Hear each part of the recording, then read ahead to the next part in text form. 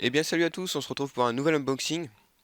Alors souvenez-vous, il y a quelques mois, je vous avais demandé de deviner la prochaine réplique que j'allais recevoir.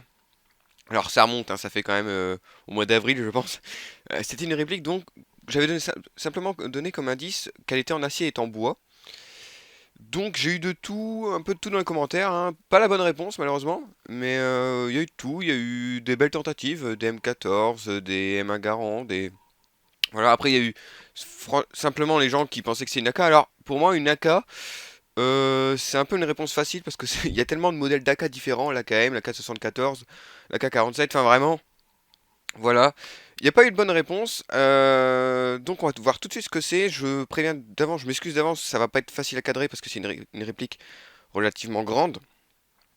Donc on s'attaque à ça tout de suite.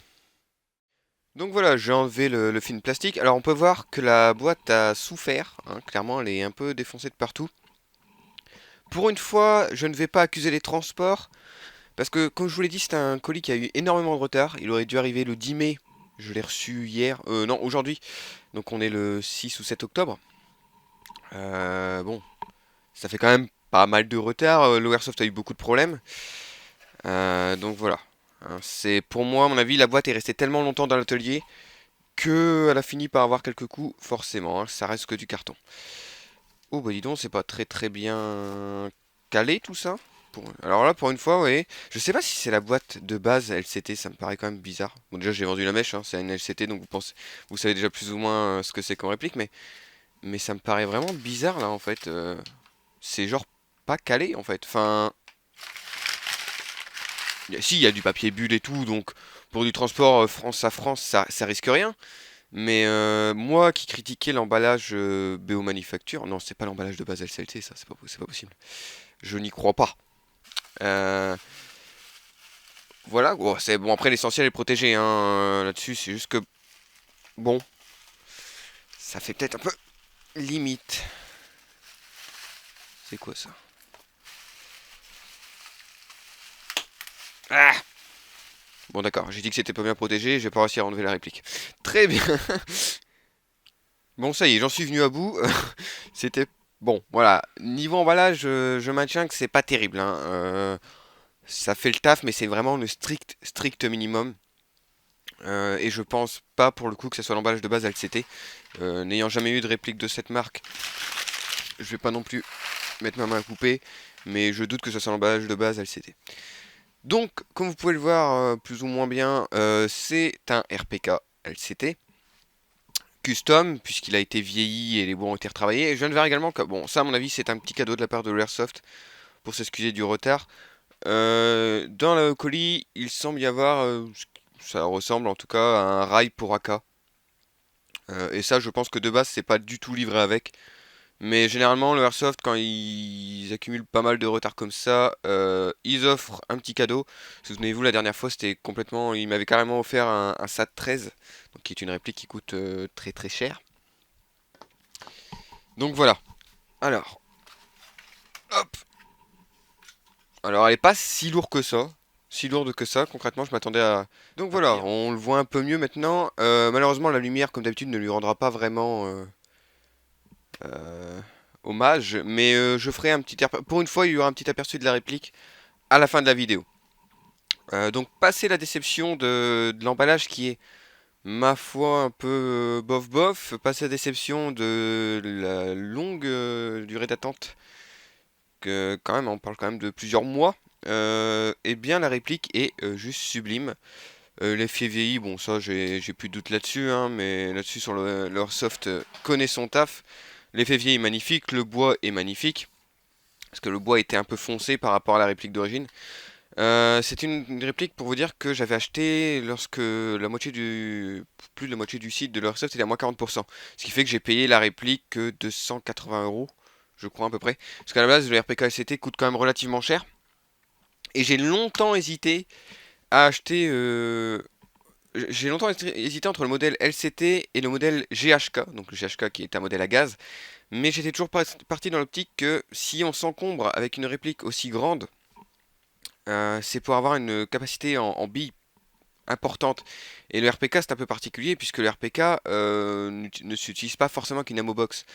Là où une M60 par exemple, vous avez forcément la Mobox, ou une PKP par exemple. Et c'est vrai que se trimballer avec une réplique si encombrante pour au final tirer 45 billes comme la moindre vulgaire AK, c'était pas spécialement très très pratique. Malheureusement, il y a quelques jours, enfin heureusement, malheureusement pour moi, mais GHK a publié une vidéo d'une Amobox, d'un drum pour AK, ce qui fait qu'en fait, si ce drum avait existé bien avant, j'aurais acheté le modèle GHK parce que je préfère forcément les modèles à gaz. Mais bon, je suis très content de ce modèle LCT qui est magnifique. Et pour ce qui est du drum, j'ai acheté un drum Sima qui est compatible, ainsi que quelques chargeurs Sima qui sont compatibles mais il faut forcer un petit peu. Donc voilà. Le RPK c'est une réplique de soutien assez particulière puisque on est loin des gros modèles type US, type M249, M60 ou même de certains modèles russes tels que la PKP. C'est ni plus ni moins qu'une grosse AK, c'est une AK avec une crosse un peu plus grande et un garde-main plus grand. Et honnêtement, pour l'avoir porté quelques secondes, il est pas lourd. Il est genre vraiment pas lourd quoi. Enfin, je m'attendais vraiment à un monstre. Je crois qu'il fait 4 kg, 4 kg 5 kg, je suis plus sûr exactement, ça fait tellement longtemps, désolé, hein, les spécificités de la réplique, je les ai un peu oubliées. Et honnêtement, je pense que c'est parce que le poids est très bien réparti, mais ça ne me paraît pas lourd du tout quoi. Bon après, encore une fois, hein, pour tous les kékés qui sont en mode oui 4 kilos c'est pas lourd et tout, effectivement 4 kilos, 5 kilos à porter comme ça c'est pas lourd. 4 ou 5 kilos à porter pendant toute une journée entière, c'est autre chose. Clairement, voilà, quand je vois que des gens qui se plaignent du poids de MP5, tu te dis que bon, clairement tout le monde ne peut se trimballer qu'une RPK.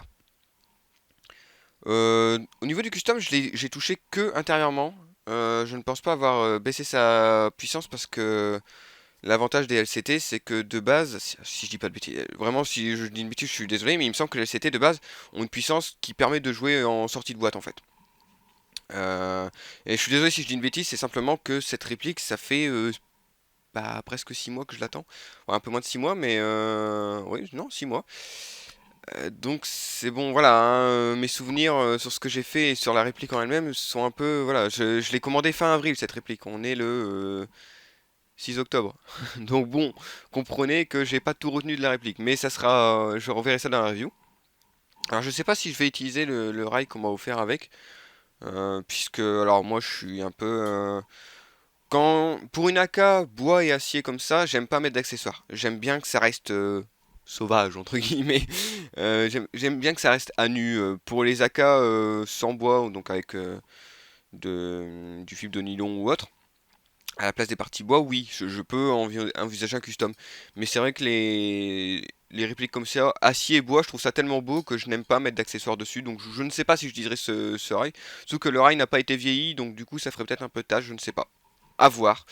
On va peut-être donner, je vais peut-être vous montrer un petit aperçu avec la Mobox. Donc voilà ce que ça donne avec la Mobox. Alors on aime ou on n'aime pas, mais au moins là on a un vrai RPK, hein. Clairement, on a la réplique de soutien, hein. Alors je me débrouille comme je peux pour vous cadrer ça, parce qu'avec la Mobox, forcément c'est déséquilibré. Donc c'est encore moins simple. Mais voilà, là on a vraiment la réplique de soutien. Alors pour ce qui est de la Mobox Sima, je crois savoir qu'il y a quelques soucis. Ça dure, enfin ça ne vit pas très longtemps hélas. Ça, je vous dirai ça quand je l'aurai utilisé. Peut-être que maintenant c'est un peu mieux.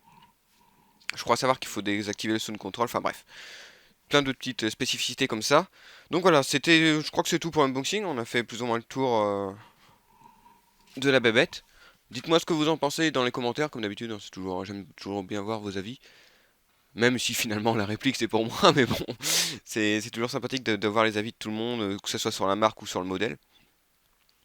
Donc voilà. Donc on va se quitter sur quelques images de ce RPK et en attendant je vous dis salut à tous, à la prochaine.